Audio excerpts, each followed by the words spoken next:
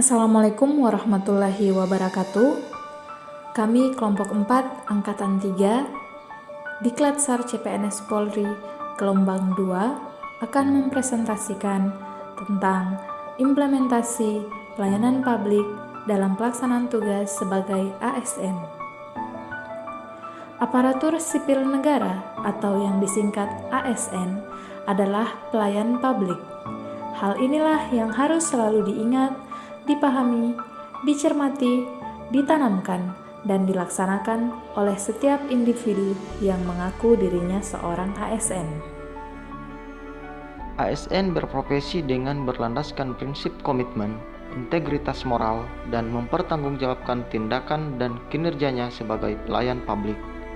Nilai dasarnya adalah pengabdian kepada negara dan rakyat Indonesia. Sebagai pelayan publik, ASN bertugas memberikan pelayanan kepada publik secara jujur, tanggap, cepat, tepat, akurat, berdaya guna, berhasil guna, dan santun. Seorang aparatur sipil negara yang disingkat dengan ASN adalah pelayan masyarakat dan mengabdi pada negara. Mengapa begitu? Karena dalam bekerja, output yang harus dihasilkan oleh ASN bukan dalam bentuk profit, melainkan kepuasan masyarakat. Hal tersebut bisa dalam bentuk fisik atau infrastruktur maupun jasa atau pelayanan.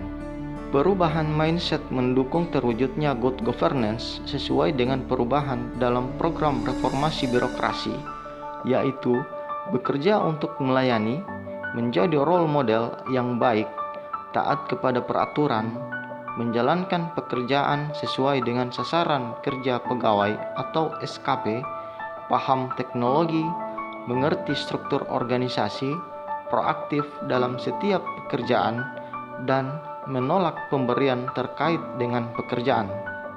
ASN harus memiliki kepedulian dan kesadaran diri, memahami posisi sebagai pelayan publik yang berjiwa melayani pelanggannya, baik internal maupun eksternal, melakukan pelayanan dengan semangat yang kuat dan penuh antusias dalam pemberian layanannya. Pelayan publik yang baik memiliki inovasi dan kreativitas yang melebihi ekspektasi penerima layanannya, sehingga dapat memperbaiki kinerja layanannya secara berkelanjutan, memberikan manfaat atau nilai tambah bagi penerima layanannya.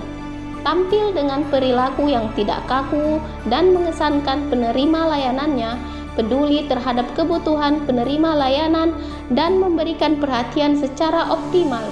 Pelaksanaan layanan harus dievaluasi secara rutin oleh pemberi layanan agar dapat menyempurnakan layanan yang diberikan. Demikian, wassalamualaikum warahmatullahi wabarakatuh.